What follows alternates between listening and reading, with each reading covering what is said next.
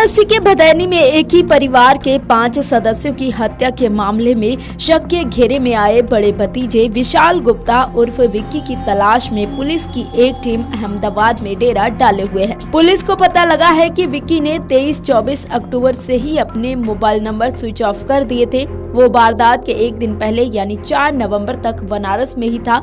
3 नवंबर को वो बनारस से नहीं गया था। भदैनी निवासी राजेंद्र प्रसाद गुप्ता, उनकी पत्नी नीतू, बच्चों नमनेंद्र, शुभेंद्र व गौरांगी का शव 5 नवंबर को उनके घर में मिला था। पांचों की गोली मारकर हत्या की गई थी।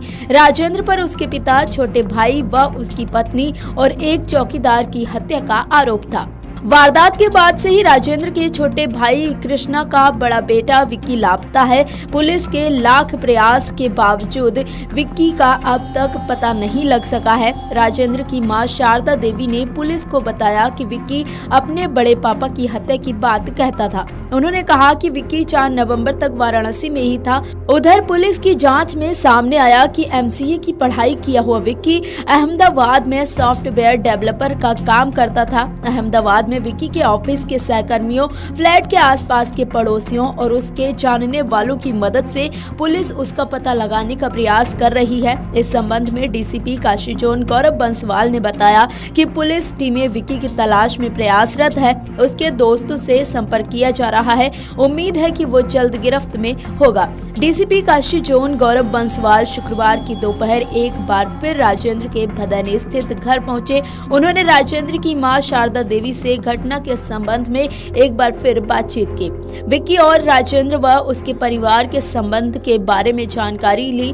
उन्होंने वृद्धा शारदा देवी को ढांढस बंधाया और स्वास्थ्य का ध्यान रखने के लिए कहा है।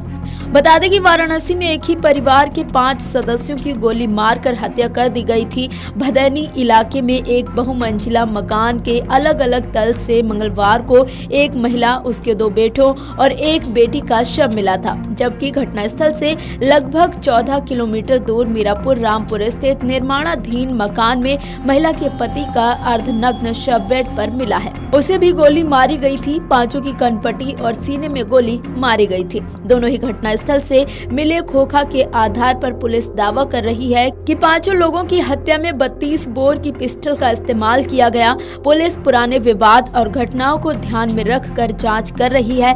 परिवार के मुखिया मृत राजेंद्र पर अपने पिता, छोटे भाई और उसकी पत्नी के साथ ही एक चौकीदार की हत्या का आरोप लगा था। जानकारी के अनुसार भदैनी पावर हाउस के सामने की गली में राजेंद्र गुप्ता का 5 मंजिला मकान है। मकान के अगले हिस्से में प्रथम, द्वितीय और तृतीय तल पर राजेंद्र का एक फ्लैट है, जबकि अन्य फ्लैट और उससे सटे टिन शेड में 40 किराएदार रहते हैं। राजेंद्र के साथ घर में मां शारदा देवी के अलावा उसकी दूसरी पत्नी नीतू, बेटे नमनेंद्र व शुभेंद्र और बेटी गौरांगी रहते थे। मंगलवार की सुबह 11 बजे घर की सफाई करने के लिए रीता देवी प्रथम तले स्थित फ्लैट पर पहुंची। दरवाजा खटखटाया लेकिन अंदर से कोई आवाज नहीं आई। इस बीच रीता ने धक्का दिया तो दरवाजा खुल गया। अंदर जाने पर रीता ने देखा कि नीतू फर्श पर खून से लथपथ निढाल पड़ी थी। वो भागकर दूसरे तल पर स्थित फ्लैट में गई तो वहां एक कमरे में नमनेंद्र फर्श पर खून से लथपथ पड़ा था और गौरांगी एक कोने में मृत पड़ी थी। वहीं शुभेंद्र का शव बाथरूम में मिला। सूचना पाकर पुलिस पहुंची तो राजेंद्र घर पर नहीं था।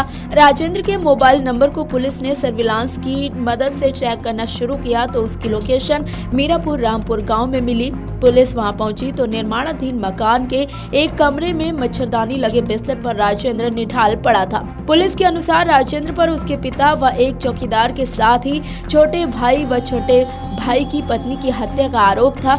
ये घटना वर्ष 1997 की है। इसी आरोप में राजेंद्र जेल भी गया था। पुलिस के मुताबिक राजेंद्र ने 2 शादी की थी। हाल के दिनों में एक अन्य महिला से भी उसकी करीबी बढ़ी थी। राजेंद्र की पहली पत्नी अपने बेटे के साथ कई साल से पश्चिम बंगाल के आसनसोल में रहती है।